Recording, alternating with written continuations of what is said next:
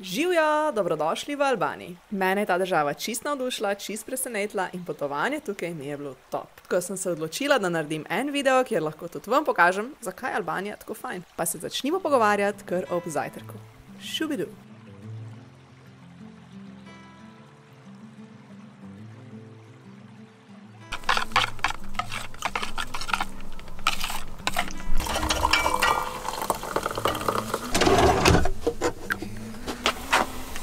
Je še mleko ostalo, je, no?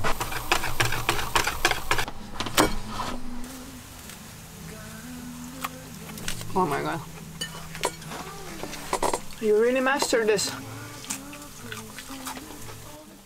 Ko potuješ v kombiju, ti je cel gušt kuhati v njemu ali pa pred njim. Maš prav. In isto parka to ja.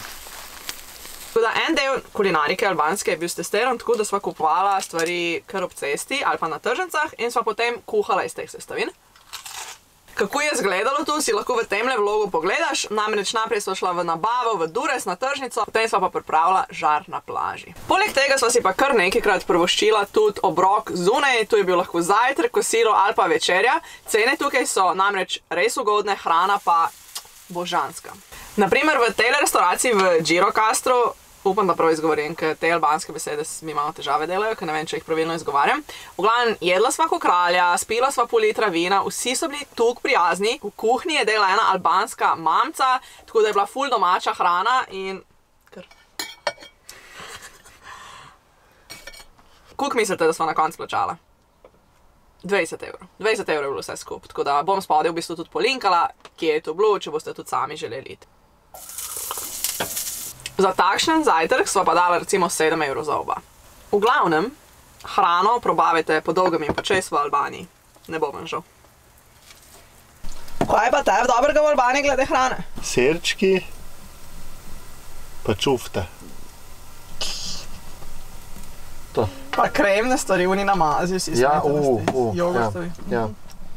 Albanija se bo hod s takimi plažami, da dol padeš. Medno sem imela malo nesrečo z vremenom glih na jugu, ker tam so pa take plaže, pač ko gledaš na fotkah, se sprašuješ, če so to Maldivi ali kva. In po mojem, če bi bilo sončno, bi se jaz hodila čisto na vsaki plaži ustaviti, ker je res ful lepo. Tako si lahko malo na spletu pogledate. Vam pa zdaj pokažem par plažic, kjer sva bila, ker so bile tudi čudovite.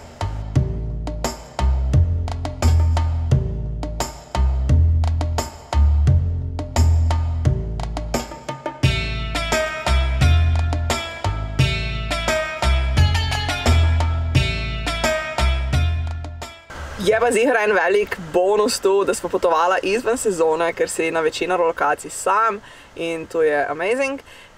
Skokrat sem pa brala na Park4Night, pa tudi v sezoni ni nek problem za biti v Albaniji s kemperjem.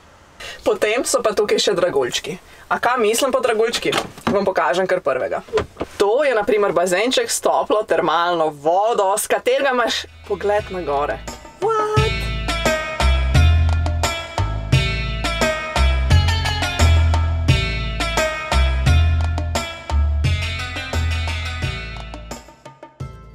Poglejmo si še drug draguljček, Blue Eye.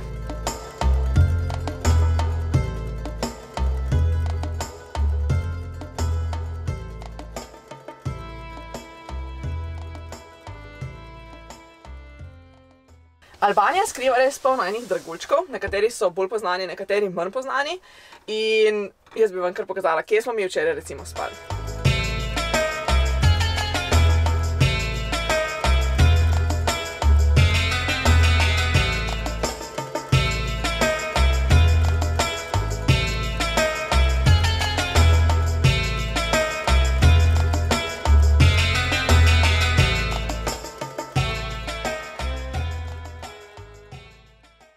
Je pa še ena stvar.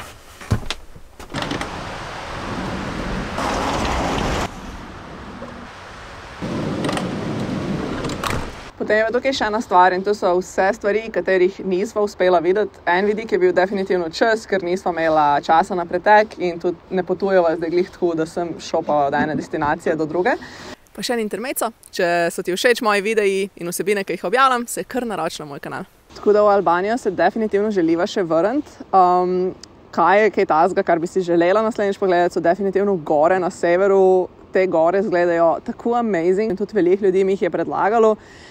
Žal tudi v tem obdobju, ko so bila medva, je bilo preveč snega, ceste niso bile dostopne, tisti trajekt, ki pele po enemu jezerčku, sploh ne pele do ne vem kdaj maja. Tako da, next time. Potem so v Albaniji čudovita mesteca. Ena so večja, ena manjša, recimo Gjirokastra, spet ne vem, kako se zgodi.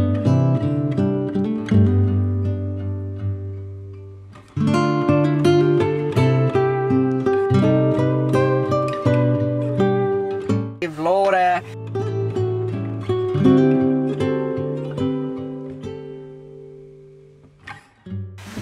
Dures.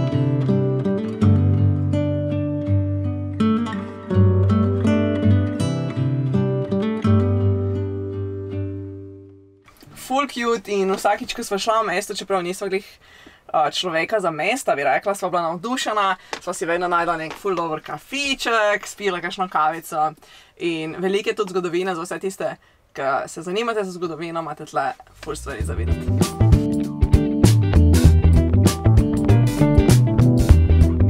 Potem so tukaj še bonusi in verjemite mi, Albanija jih ima veliko. Ok, začnimo z najbolj takim banalnim, ampak hkrati presenetljivim, ful ima je dober internet, tako da Mero sva kupila lokalno SIM in nama je delo internet v najbolj zakotnih luknjah, tako da to me je kar presenetilo in tudi olajšalo življenje, kadar sem rabila internet na poti. Druga stvar je ta, da so lokalci najbolj prijazni. Ali smo bila na tržnici, na bencinski črpalki, kjerkoli druge, vedno so nama res želeli pomagati. Če niso znali angleško, smo uporabljali Google Translate in so se tako res potrudili. In pa še ena stvar je, ni države, v kateri bi ljudje nama tukaj pomahali, kakor v Albaniji, tako da se skusi se počutil res dobrodošlega in tako zelo dobro vzdušje je bilo v zraku. Zadnji in zagotovo ne zanemarljiv bonus pa je ta, da je Albanija ful ugodna država, tako da si lahko privoščiš jesti od zunaj, ful stvari si v bistvu lahko privoščiš. Edina stvar, ki je dražja kot v Sloveniji, je gorivo. Hvala vam za ogled tega videa. Če imate kakšno vprašanje, ga kar postavite spodaj v komentar in bomo odgovorila s Klemnom v naslednjem videu, ki bo Q&A. Zdaj pa na vaš čaršjo.